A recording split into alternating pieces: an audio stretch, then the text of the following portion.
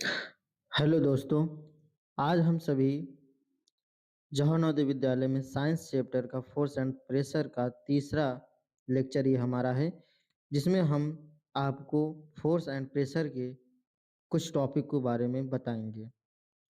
तो देर न करते हुए आइए हम स्टार्ट करते हैं। जैसा कि असंपर्क बल, नॉन कॉन्टैक्ट फोर्स। असंपर्क बल वह बल होते हैं जो दो वस्तुओं के बीच बिना किसी सीधे संपर्क के कार्य करते हैं। उदाहरण के लिए गुरुत्वाकर्षण बल, चुंबकीय बल, स्थिर विद्युत बल, ये सभी आपके क्या हैं? असंपर्क बल होते हैं।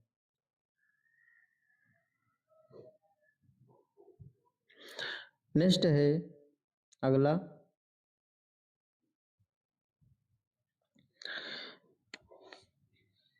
a contact force is a force that acts of an object without any physical contact between the object and the source of the force.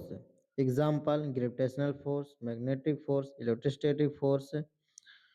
ये सभी आपके असंपर्क बल के एग्जाम्पल हैं। जैसा कि आप फिगर में यहाँ देख सकते हैं, ये इलेक्ट्रोस्टैटिक फोर्स है, ये ग्रेविटेशनल फोर्स है, और ये आपका मैग्नेटिक फोर्स का एग्जाम्पल है।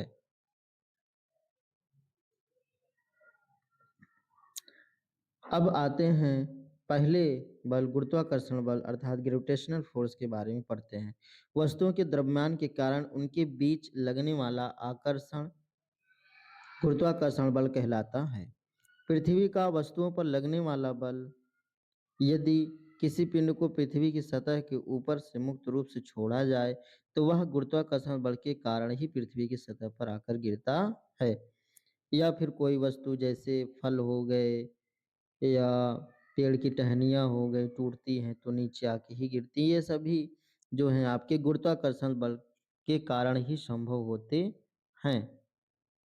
पृथ्वी सूर्य के चारों ओर अपने अक्ष पर घूमती है, उसमें भी आपका किसका कारण है? गुरुत्वाकर्षण बल है। चंद्रमा है जो पृथ्वी के चारों तरफ मूव कर रही है, घूम रही है अपने अक्ष पर, वो भी आपका गुरुत्वाकर्षण बल है, जो कि गुरुत्वाकर्षण बल बहुत ही अहम भूमिका निभाता है।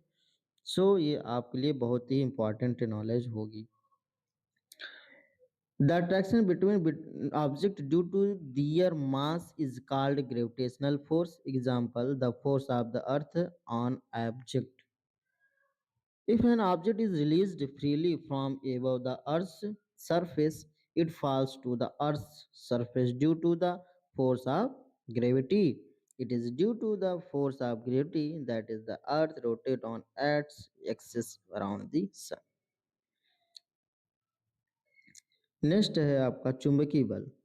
चुंबकीय बल क्या है? अगर आप एक चुंबक को किसी लोहे की कील या क्लिप के पास लाते हैं तो वह बिना संपर्क के ही उसे आकर्षित कर सकता है, क्योंकि चुंबकीय बल काम कर रहा होता है।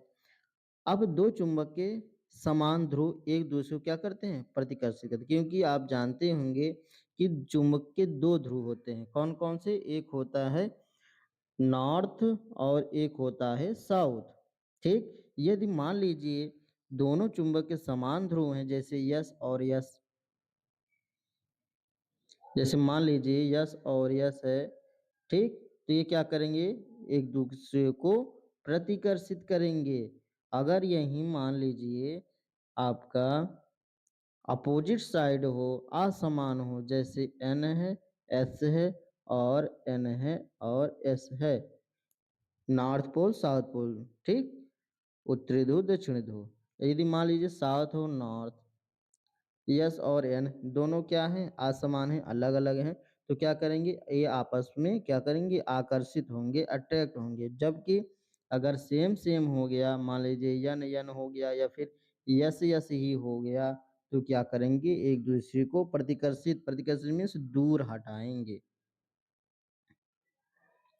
If you bring a magnet near an iron nail or clip, it can attract it without any contact because the magnetic force is at work.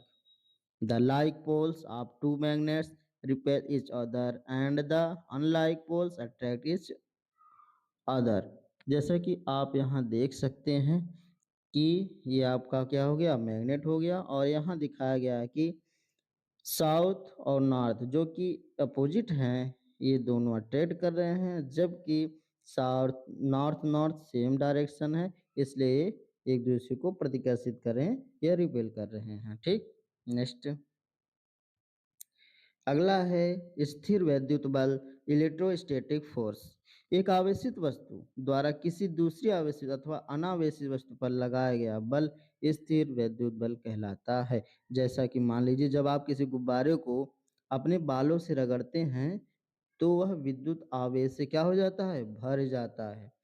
फिर अगर आप उस गुब्बारे को दीवार के पास लाते हैं तो वह दीवार को आकर्षित कर सकता है बल्कि करता भी है, बिना किसी संपर्क के ही उससे दीवार से चिपक जाता है।